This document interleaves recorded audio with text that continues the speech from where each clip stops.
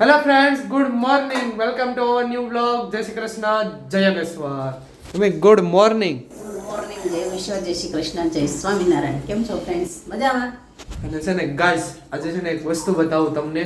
એ 20 વર્ષ પછી નવું આવ્યું છે મારા ઘરમાં. જુઓ, નવો ચૂલો આવી ગયો છે ગાઈસ. વાહ, 20 વર્ષ પછી. ફટાફટ રસોઈ બનાવી. હવે કેવી મજા આવે છે. બહુ. પણ હવે આપણે કંઈક બનાવશું ને પછી ખબર પડશે. એમને તો ખ્યાલ નહીં આવે આમાં. હા. કેવો મસ્ત ચૂલો છે. બનાવ્યું પણ કાલ જો રીંગણ શેક્યું ને. હા. સારું થઈ ગયું. કાંઈ વાંધો નહીં. ઓળો બનાવ્યો હતો. કાંઈ વાંધો નહીં. તો ભાઈ આવ્યા. સ્ટીલની બોડીમાં લીધું છે.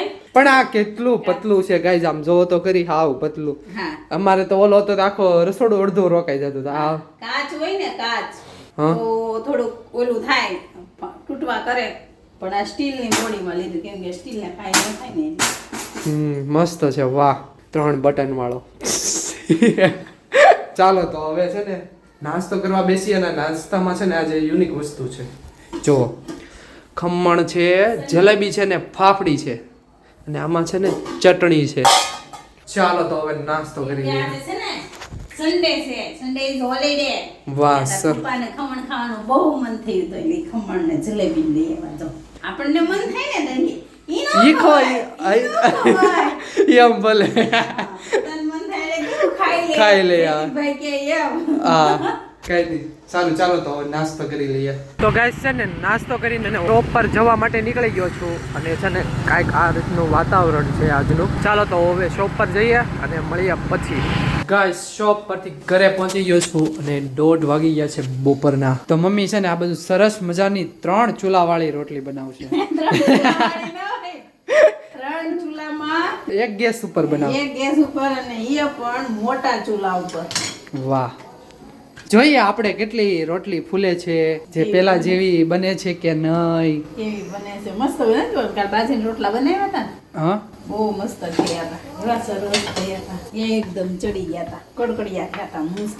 ઓલા નાના 2 ચૂલામાં ઓલામાં છે ને થોડું વચ્ચે છે ને થોડું કાચું રહેતું હતું, એવું ધીમો થઈ જતો હતો.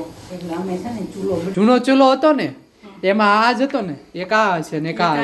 ને કા બે જ હોય. આ મોટો ચૂલો ન આ હોય. ઢોસાનો છે સ્પેશિયલ. એવું છે? ઢોસા કરવાના છે.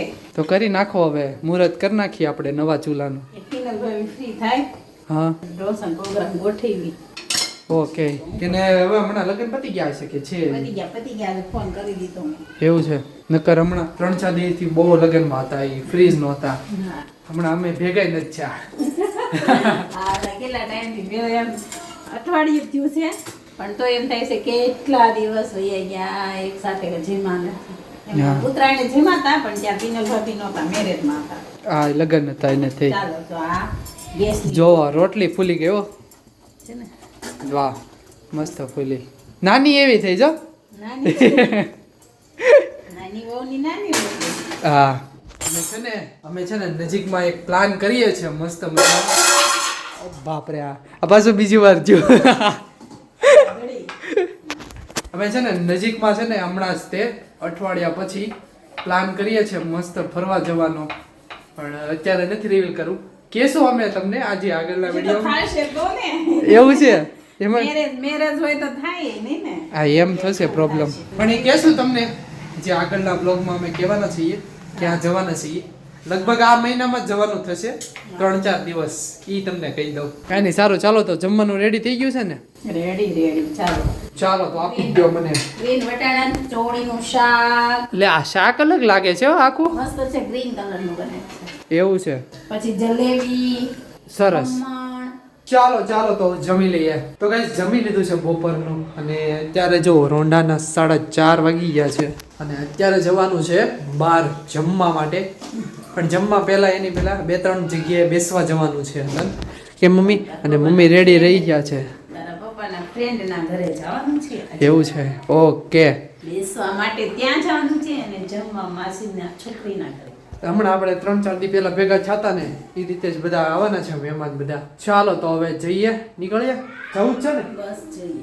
ચાલો તો જઈએ.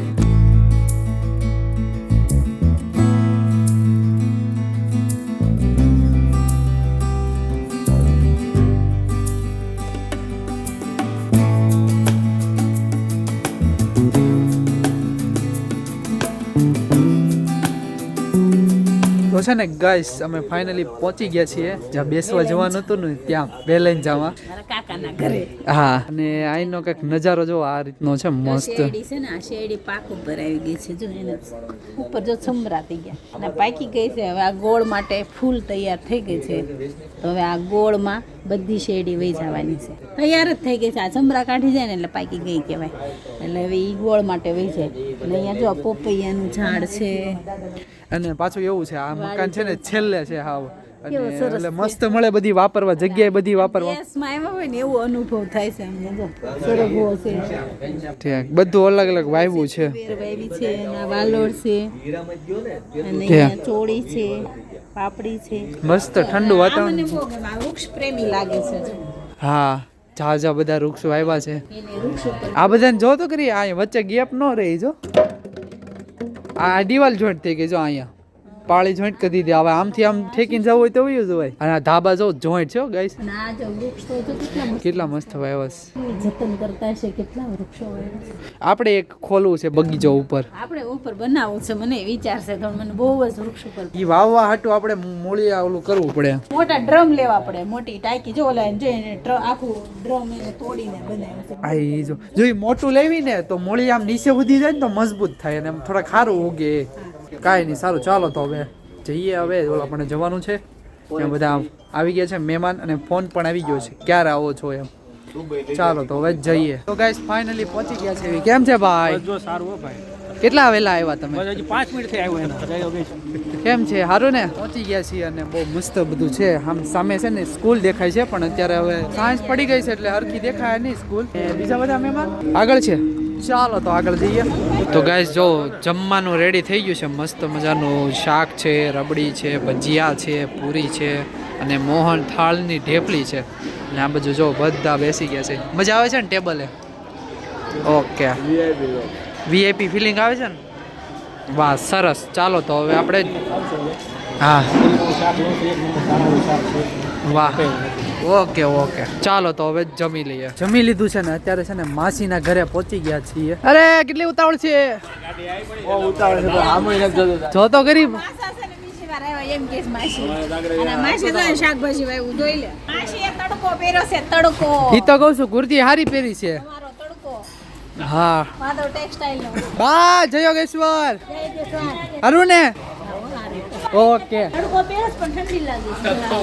તો સાયા કરો ઠંડી લાગે છે. ચાલો તો હવે આ મકાનમાં ઉપર જવાનું છે જય શ્રી કૃષ્ણ દાદા જય શ્રી કૃષ્ણ જય આ દાદાને ઘરે તો ગયા તા આપણે ગામડે સુખપુર વાળા છે ગીરનું ગામ હા. ગીરમાં ઠેઠ સુખપુર આવે ને હા મજા આવી ગઈ તો દાદા ઓરવી લઈ ગયા હતા. કેમ છે જય શ્રી કૃષ્ણ સિંહણ જોવા ગયા હતા. હા પણ આપણને ન મળી ચાલો ગાઈસ તો હવે ઘર તરફ પ્રસ્થાન કરીએ ને તમને ઘરે જઈને હું મળું પાછો તો ગાઈસ છે ને ઘરે પહોંચી ગયા છીએ બહુ આઘું હતું આ બધા વેલેન્જર હતા એ નહીં આઘું લાગતું હોય હું એમ કહું બહુ આગું કેટલું વેલેન્જર. અમે તો એટલું બેઠા એટલું ત્યાંથી આવ્યા છે થાકી ગયા વિચાર તો કરો ઈ બધાને તો દરરોજ નું અપડાઉન કરતા હોય એને શું થતું હોય છે આમાં શું આવ્યું ઈમાં ઘી દેશનું. લાવો લાવો બતાવો બતાવો આ છે ને મસ્ત.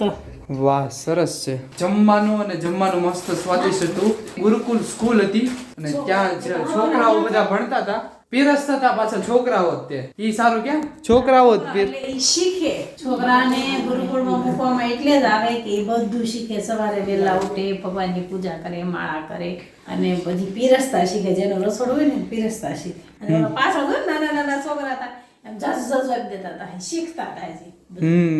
એટલે એક ગુરુ હતા મેન જે શીખવાડતા હતા કઈ રીતે તમારે પીરસવું ઈ પણ ખાવાની બધી આઈટમ મસ્ત હોય એકદમ જોરદાર કઈ તીખું નહીં બહુ ગળ્યું નહીં બધી આમ લેવલ મીડિયમ મોહનથાળ કેટલો મસ્ત હતો. હા મસ્ત હતો. બધી આઈટમ મસ્ત હતી. સરસ હતી સારું હતું કઈ નહીં સારું ચાલો તો હવે મળીએ આપણે નવા બ્લોગ સાથે નવી સવારે Tata bye bye see you good night